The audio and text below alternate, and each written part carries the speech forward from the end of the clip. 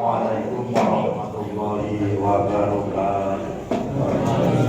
Warahmatullahi wabarakatuh. Alhamdulillah, salatan wa salaman ala Rasulillah Muhammad ibn Abdillah wa ala alihi wa ashabihi wa man wala. La haula wa la quwwata illa billah. Amma ba'd. Yang kami hormati jamaah Shalah Al-Falah di pengurus KKM, ada warga senior yang hadir, Bapak Haji Burhan, Bapak Haji Suhaili, Bapak Haji Emil, semua yang hadir, dan ibu-ibu, para adik-adik, mudah-mudahan kita semua diberi kesehatan. Amin. Tidak banyak yang saya sampaikan, saya hanya ingin menyampaikan bahwa perilaku para sahabat, kemudian respon dari Nabi itu beraneka ragam. Bahwa setelah banyak membaca, ternyata Nabi Muhammad itu memang betul-betul Nabi, orangnya baik banget. Salah satu contoh misalnya, ketika Nabi sedang sakit, sholat jamaah dipimpin oleh siapa? Sahabat Abu Bakar. Nah, setelah 2 rakaat Nabi sudah agak sehat, lalu dipapah oleh Sayyidina Ali dan Fadl, Said Fadl, saudara Imam Ali alaihissalam. Setelah itu didudukkan di belakang imam. Nah, ketika Nabi hadir, Abu Bakar itu mendengar dan mengetahui Nabi itu hadir, dan Nabi memberikan isyarat kum makanan atau khalli kalau bahasa Arab Amiyah, khalli menunjukkan, memberikan isyarat bahwa duduklah, tetaplah jadi imam. Tapi Abu Bakar tidak berkenan, mundur. Setelah 2 rakaat mundur. Karena mundur, Nabi akhirnya maju memimpin sholat. Setelah selesai sholat, Nabi menyampaikan kepada Abu Bakar, kenapa tidak dilanjutkan?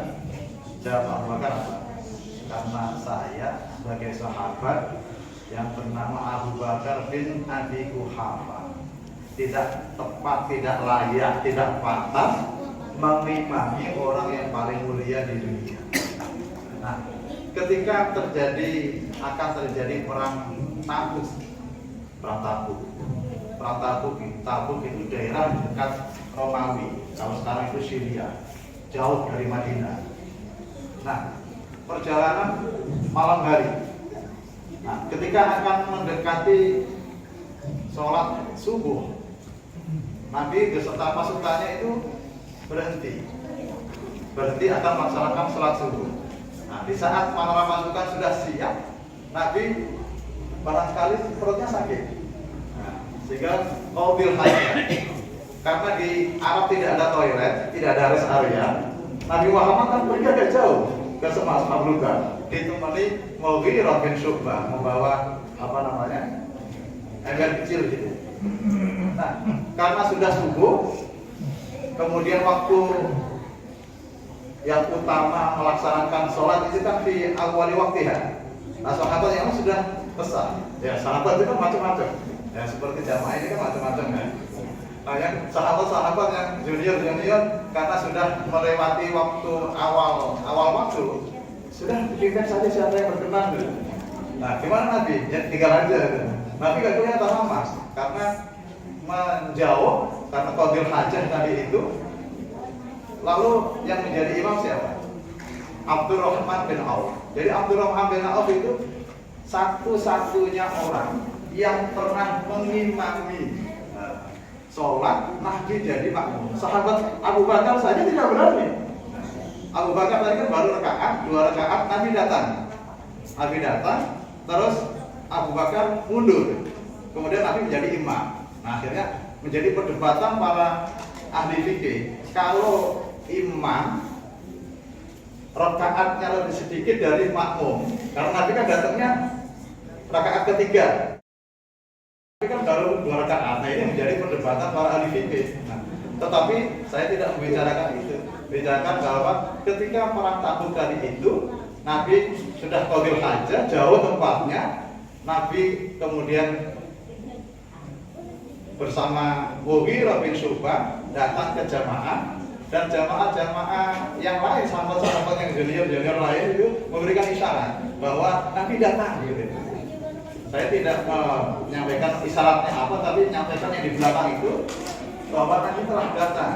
Nah, Abdurrahman bin Auf tidak mau tetap menjadi imam. Nah, akhirnya Nabi menjadi imam atau makmum.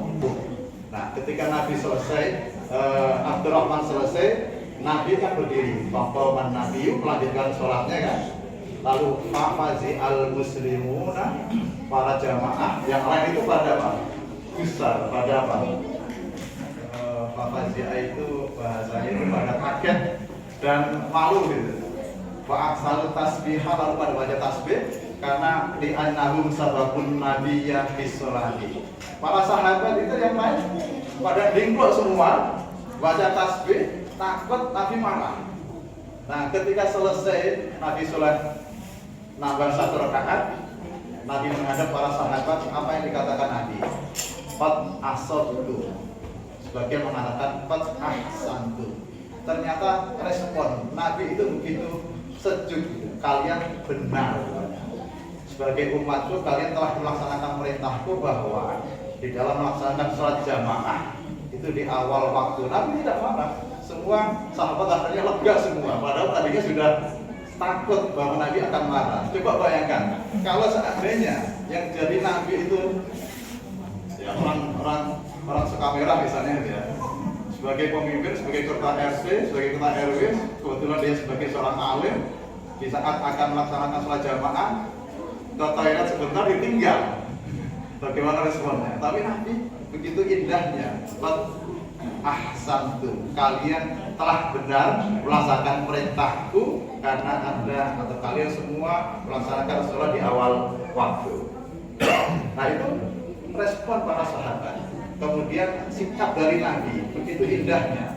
Satu saat Nabi istadzana ala Sa'd bin Ubadah. Nabi itu datang ke rumah Sa'ad bin Ubadah karena datang ke rumah orang lain. Etikanya Nabi apa? Menyampaikan salam. Tetap itu assalamualaikum. Nah, Sa'ad bin Abi Ubadah itu di belakang pintu, tetapi tidak menjawab. Ditunggu sekali. Sebenarnya Sa'ad bin Ubadah itu menjawab tapi pelan. Assalamualaikum. Nah, Sa'ad bin Ubadah jawabnya, waalaikumsalam. Tapi tidak mendengar. Sampai diulangi, assalamualaikum. Sa'ad bin Ubadah, waalaikumsalam. Kecil itu. Sampai 3 kali, assalamualaikum. Waalaikumsalam. Karena sudah 3 kali, Nabi ulang kan. Nah, akhirnya Sa'ad bin Ubadah buru-buru buka pintu, kemudian mengajak Nabi untuk masuk. Ditanya, kenapa kamu tidak menjawab? Lalu Sa'ad bin Ubadah jawabnya apa? Masalam tasbihatan taslimatan illa wa ana illa wa hiya bi uduni. Sa'ad bin Ubadah menjawab bahwa sejak salam pertama saya itu mendengar Nabi waqad qaddatu alaika, dan sungguh saya menjawabmu, tapi walam asma'ka, saya tidak mengeraskan suara sehingga engkau tidak mendengar. Nah, respon Nabi apa itu? Dijawab oleh Sa'ad bin Ubadah, saya ingin, karena jawab salam Nabi kan wajib. Kita aja wajib apalagi Nabi. Nabi itu kalau mau memberikan salam itu wajib hukumnya menjawab. Tapi Sa'ad bin Ubadah jawabnya kecil, Nabi tidak mendengar sampai 3 kali. Ingin bahwa Sa'ad bin Ubadah ingin mendengar salamnya Nabi sampai 3 kali. Nah, akhirnya Sa'ad bin Ubadah ketemu sahabat lain. Pamer, misalnya. Pernah nggak kamu kedatangan Nabi? Pernah. Berapa kali salam? Ya sekali lah gitu. Kenapa sekali? Ya wajib jawabnya. Kalah dengan saya kan. Saya sampai 3 kali. Kok bisa 3 kali gitu ya? Saya jawab pelan-pelan. Tapi supaya Nabi tidak mendengar. Supaya Nabi bisa sampai 3 kali memberikan respon yang positif bahwa begitu bangganya sahabat Sa'ad bin Ubadah memamerkan kepada sahabat yang lain bahwa beliau itu sampai pernah diberi salam Nabi 3 kali, membanggakan dirinya. Nah, itu lomba-lombanya para sahabat. Yang ketiga, ketika diriwayatkan oleh Abu Hurairah, baina nahnu dulu sama Rasul, ketika para sahabat beserta Nabi, ya seperti setelah sholat jamaah misalnya begitu kan, tiba-tiba orang Arab Badui.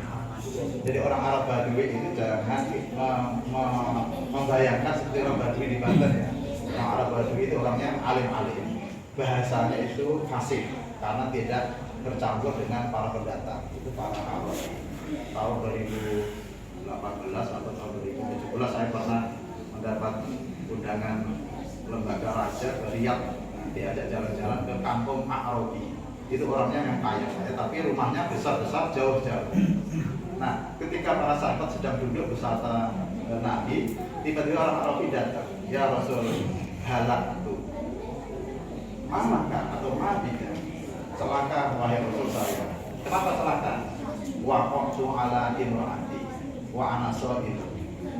Saya sedang puasa, tapi saya bergaul dengan istri saya siang hari. Padahal saya sedang puasa itu. Bagaimana hukumnya Rasul? Itu orang Arab itu orang itu ya, lugu-lugu itu, tidak punya tendensi apapun. Siang hari ya Rasul, saya beserta istri saya berhubungan badan di siang hari. Kaget nanti. Kalau begitu, dengan bahasa yang santun, merdekakanlah budak. Disampaikan Arabi tadi, boro-boro memerdekakan budak itu kan mahal. Saya nggak mampu Rasul. Kalau tidak mampu, apa? Selanjutnya puasa 2 bulan berturut-turut. Boro-boro 2 bulan, baru 1 hari sudah kecelakaan Rasul. Kalau begitu, beri santunan kepada fakir miskin 60 orang. Berikan di kampungmu. Lalu dijawab, kampung saya tidak ada yang miskin kecuali saya Rasul. Akhirnya dipanggillah para sahabat, dibawakan keranjang isinya kurma untuk disampaikan kepada orang yang paling miskin di sana. Dijawab, yang paling miskin adalah saya. Makanya Nabi mengatakan, "Akti guru ahdaka." Berikanlah tamar ini, tumur ini, kurma ini kepada keluarga. Nah setelah itu apa? Nabi itu apa? Sampai fardhohika fabadat andiyahu, sampai tersenyum, giginya itu melihat kelakuan para sahabat yang demikian. Tidak marah, suaranya juga tidak kencang, tapi dengan bahasa yang santun. Nah, Bapak Ibu yang kami hormati, khusus yang terakhir ini, di mana orang Arab itu jangan kita bayangkan seperti orang Indonesia. Orang Arab itu kan cuacanya panas, kemudian makannya daging, lalu apalagi yang Arabi tadi itu tidak ada mallnya, tidak ada hiburannya hanya apa? Hanya istri. Nah, maka ketika siang hari pun hiburan sama istri akhirnya terjadi kecelakaan. Nah, kalau kita kan tidak. Kalau kita ini kan orang Indonesia apa? Kalau makan buka misalnya, yang dimakan apa biasanya itu? Gorengan kan? Boro-boro daging ya. Sudah gorengan, kemudian tahu goreng, sehingga nafsu atau birahi itu seperti orang Arab. Kalau orang Arab melihat istrinya hanya itu sudah tergiur di sana, sudah tergiur. Karena bayangan kita itu kan orang Arab itu di tanah yang tandus, begitu panas makanya daging, sehingga nafsunya itu besar ketika melihat istri, dan dia tidak punya hiburan lain kecuali istrinya. Nah karena itu maka orang-orang yang miskin itu kadang anak-anaknya, karena hiburannya hanya istri. Mau ke mall nggak punya uang, mau rekreasi nggak punyanya istri, udah gaul itu udah akhirnya anaknya banyak. Nah beda dengan orang kota, hiburannya banyak, kemana-mana punya uang, sehingga anaknya cuma 1, cuma 2. Nah 3 cerita ini atau 3 peristiwa ini menunjukkan bahwa begitu baik dengan Rasul. Memang betul-betul Nabi itu ya Nabi, orangnya betul santun, orangnya baik, menghadapi segala sesuatu itu dengan tenang, dengan tidak gusar, melihat dan menghadapi para sahabat yang beraneka ragam wataknya dan sikapnya itu, Nabi itu begitu bijaksana. Nah, pada kesempatan ini ingin kami sampaikan, inti dari apa yang saya sampaikan adalah kalau yang terkait dengan hukum saya tidak bicarakan karena itu sudah banyak yang bicarakan. Hadapilah kemudian bergaullah dengan sesama kita dengan pergaulan yang baik, jangan sampai menyakiti orang lain, karena segala sesuatu itu ada nilai plus dan minusnya, sehingga kita dituntut untuk berlaku bijaksana dalam menghadapi segala hal. Demikian, mohon maaf. Allahumma Assalamualaikum warahmatullahi wabarakatuh. Waalaikumsalam warahmatullahi wabarakatuh.